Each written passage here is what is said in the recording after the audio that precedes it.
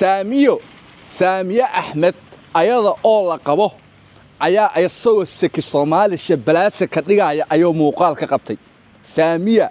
axmed waxay ka soo tagtay ninkeeda oo dahabla ah oo carabta degan Dubai degan ayay inta ka soo tagtay waxay dooratay YouTube iyo TikTok inay inta Malaysia u tagtay ka qayliso nin dahabka ka ganacsada qabay laakiin maanta waxay dhex taagan tahay fadeexa aad u foolxun ayay dhex taagan tahay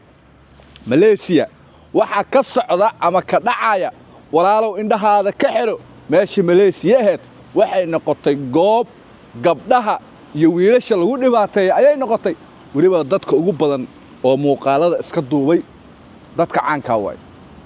meeshii Malaysia ahayd Malaysia iska ilaali Telegramna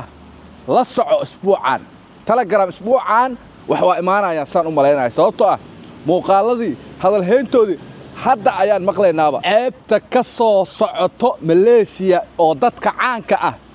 caanka ay Malaysia jooga ceebta ka soo socoto muuqaalada laga soo qarxiyay Telegram wuxuu noqon doonaa taariikhda markay ugu adkay Telegram noqon doonaa waxa indhahayga aan ku arkay wax la fiirsan karo ama wax bilaadan sameey kara maaha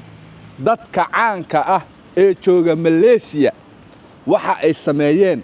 Telegram haday muuqaaladan arkay Telegram haday soo aadaan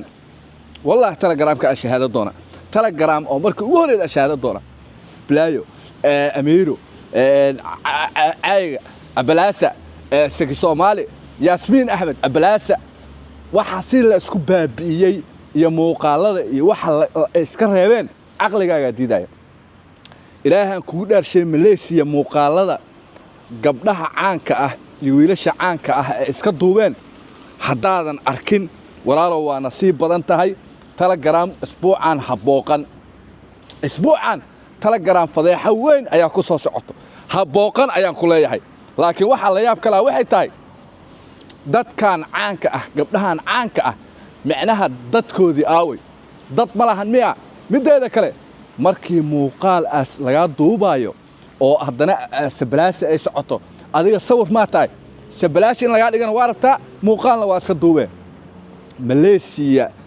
buddo ayaan maqli jiray Hiblaya video laga hayaa hebel ayaa video ka haya Hiblaya video waxa ka haya hebel muddaan maqli jiray laakiin waxa ii cadaatay horta cunugan Seki Soomaali lahaay meesha marka uu tagay dhibaato weyn ayuu keenay Malaysia